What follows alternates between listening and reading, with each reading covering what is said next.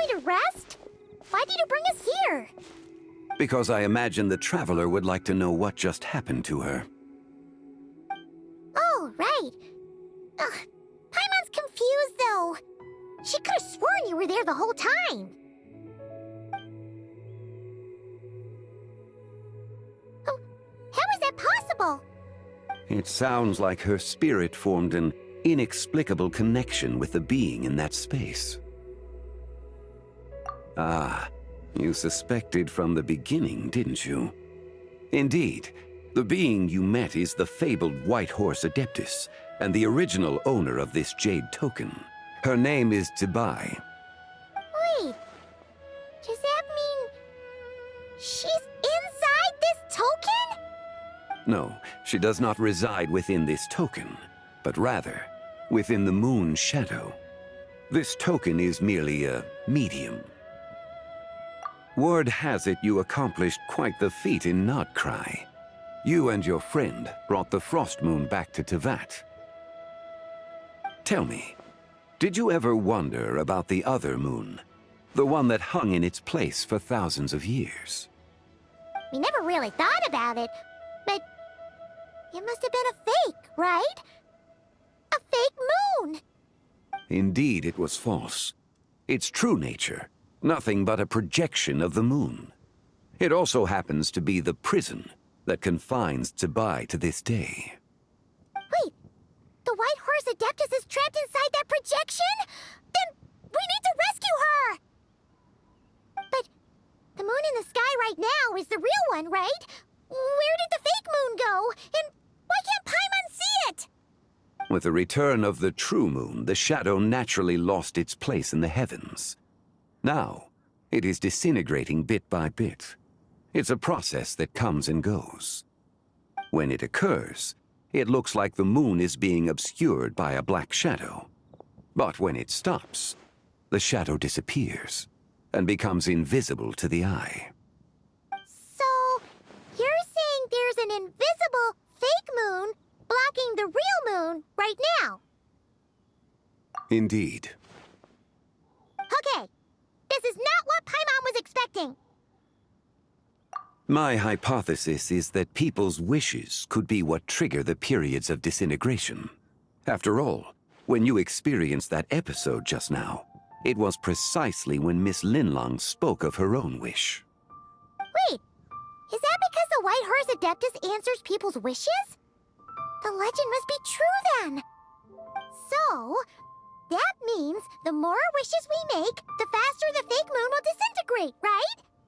Then it won't be long before the White Horse Adeptus is free! Quite the contrary. After countless years trapped inside, the two have merged into one. When the moon shadow is gone, Zibai will cease to exist in this world. Oh no! So, by bringing the moon back, we actually hurt the White Horse Adeptus? Do not burden yourself with such thoughts. Because of your actions, a promising opportunity has presented itself to us. Let us not forget, what is crumbling is also precisely that which imprisons her. Yes, and that is why I invited you here tonight. Your connection to that broken jade token confirms that you can do what I envision. However, while I had hoped to receive your assistance, this matter could have significant ramifications. I must admit a certain reluctance to implicate you in more of Teyvat's secrets. Often, the deeper one's knowledge of such matters, the harder it becomes to extricate oneself from them. You are someone who once traveled through the boundless sea of stars. I cannot help but wonder, perhaps it is wrong for your fate to become too entangled with the fate of any one world. Such is your conviction, then. Since journeying beyond Lille, you have had ample time to reflect on these matters, it would seem. Very well. The first secret I must reveal is that Zibai has long since passed away. The being within the Shadow Moon is merely one of the 3 deadly selves she severed before her death. Wait, the White Horse Adeptus is dead? Weren't you supposed to tell us how to fix this? Now it just seems even more impossible! Please, remain calm, Paimon, and allow me to explain. The three deadly selves is a practice used by those engaged in spiritual cultivation. The intent is to sever the three vice-laden mortal selves to reveal one's true, pure self beneath. However, Zebai's three selves are more complicated in nature. Because in the moment before her death, someone preserved the shattered essence of her soul and placed the fragments within her three deadly selves. If we retrieve the three fragments of her soul, there is a chance we can restore her presence in the mortal realm. So that means we can bring her back to life? Yes, provided we retrieve the fragments of her soul's essence from the three deadly selves. Indeed, the being you encountered was Zebai's first deadly self, Ziju. After Zebai's death, she ascended to the heavens and became one with the Shadow Moon. The essence that resides within her is a heavenly soul, also known as Taiguang. Thus, this self is the closest to Zebai's true nature. That said, because she is trapped within the Shadow Moon, we have no choice but to seek out the other two soul essences first. Then we can unite them as one. Her second deadly self is called Ziji. After Zebai's death, she fell into a slumber deep beneath the earth in what is now known as the Chasm. The essence within her is the Earth Soul, also known as Xuangling. She is the self that inherited most of Zebai's memories and wisdom. The chasm?